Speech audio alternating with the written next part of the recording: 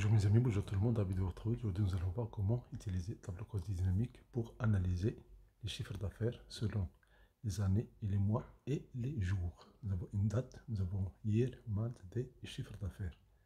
Nous allons apprendre à calculer le pourcentage et la somme et d'autres astuces très intéressantes. Donc première des choses, première étape, on fait insertion, tableau, et dans le tableau on choisit tableau croisé dynamique. Immédiatement nous avons une nouvelle feuille.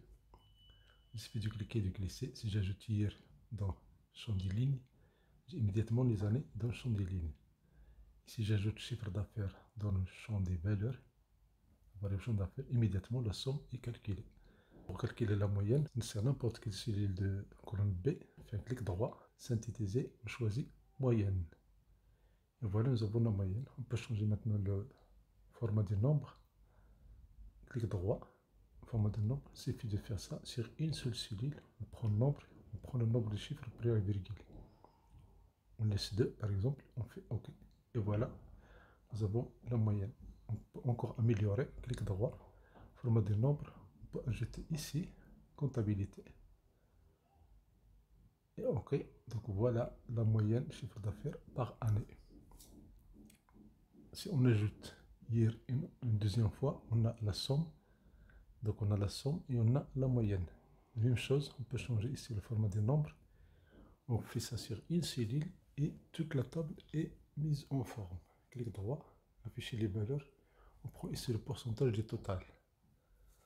Donc ici, le pourcentage de l'année par rapport au total général. Donc vous voyez ici, tout est calculé sur la colonne C en faisant ça sur une seule cellule. Et le total en bas, nous avons 100%.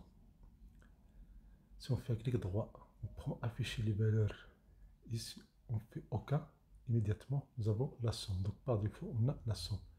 Si on ajoute chiffre d'affaires dans le champ des valeurs, on a ici encore somme, chiffre d'affaires 2. Parce que dans la colonne B, on a chiffre d'affaires. Et dans C, chiffre d'affaires 2, ça veut dire une deuxième fois. On fait un clic droit, afficher les valeurs. On fait le pourcentage. Donc avec cette méthode-là, on a la somme et on a le pourcentage. On fait un clic droit sur une cellule de la colonne B. On change le format des nombres, on prend monétaire et on valide. Et voilà les valeurs ici immédiatement. C'est facile et c'est rapide. Si on ajoute encore la variable month dans le champ des filtres, on peut filtrer en haut selon le mois.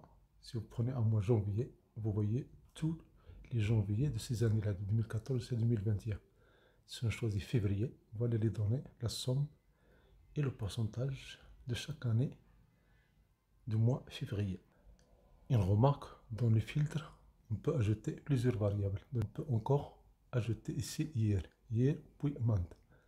Et voilà, on choisit l'année et puis le mois. Si on descend month dans le champ de ligne, donc on a ici les mois, on a ici les années. Si je prends l'année par exemple 2012, nous avons les 3 mois disponibles ici. 2016, nous avons tous les mois disponibles et les données, ça veut dire la somme et le pourcentage du chiffre d'affaires.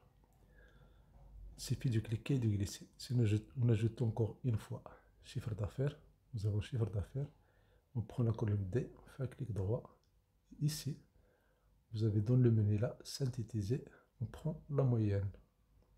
Donc on fait un clic droit, on choisit format des nombres, on prend nombre monétaire, et voilà, nous avons la somme, et nous avons le pourcentage, et nous avons la moyenne. Si on change l'année 2015, tout est mis à jour facilement et rapidement. Tout est calculé. Voilà 2012.